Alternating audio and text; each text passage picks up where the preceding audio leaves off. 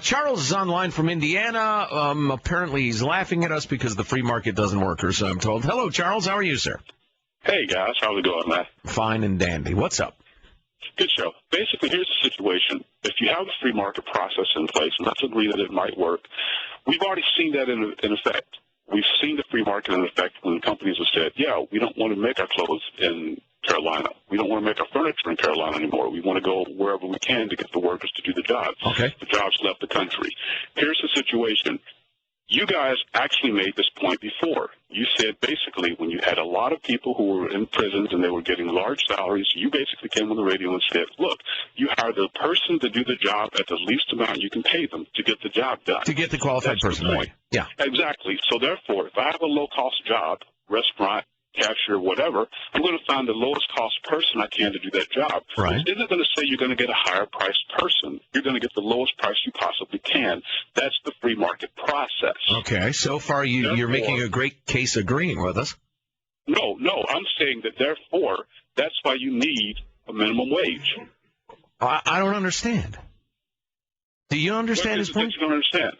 The point is that if you don't have a minimum wage and I'm looking to hire somebody, I'm going to say, wait, instead of paying you $8, I'm going to look to hire that person for $7. If you had a glut of $7.75, I'm going to hire the person for $7. Till the point that I couldn't find a qualified person. Yeah, absolutely. If you have a glut of qualified people, yeah, you could get wages down pretty damn low. But we so do not. Lower cost jobs, no, for lower cost. Are you going to let? Hey, Charles, we were respectful and let you speak. Yeah. Now we're going to speak for a while, okay? And I'm asking a question that'll allow you to answer. If you had a glut of qualified people, obviously you could really drive down wages pretty low, no matter what the job was. But we have not a glut of people willing to do what are generally considered minimum wage jobs. We've allowed 20 million people to sneak into the country.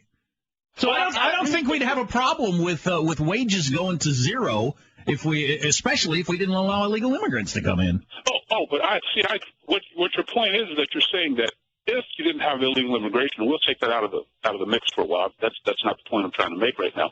The point is if you just have a fixed number of people in there, if the people were to say, look, I'm not going to go work for less than X, right, and I can get a supplemental income somewhere else, then therefore I don't have to work for less than X.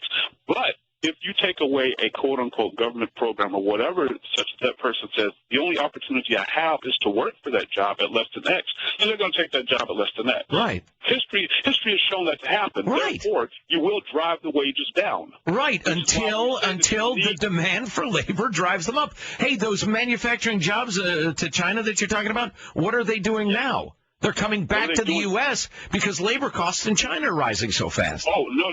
Some of them are coming back to the U.S. Some of them are coming back to the U.S. Right. Some of them are going to Pakistan.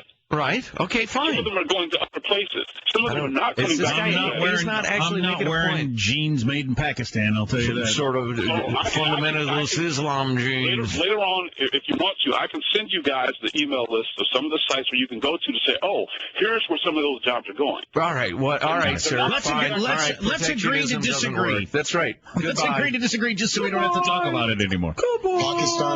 Pakistan. It's another Pakistan. Pakistan? It's another arguing about the minimum wage Friday. Pakistan. China. Pakistan. That's actually the correct way to pronounce it, especially if you work for NPR. It is Pakistan. Oh, I know. Pakistan. Yes. That is the correct way to pronounce it. NPR, kiss my ass. Please. You know, he did one thing that a lot of people do, though. They leave illegal immigration out of the economic argument. Well, if it weren't for that. Well, you can't say if it weren't for that in America right now because it does exist. It's unbelievable. We get the work done. We get the populist vote of ninnies like that guy who doesn't understand how markets work. And as politicians, win. Plus, we get that 20 million people, the brown underclass, in to do all those jobs for those very rich guys who run the government. And then, if you can get it by, we'll get them a little amnesty and get them voting and joining the unions, and we win again. Booyah!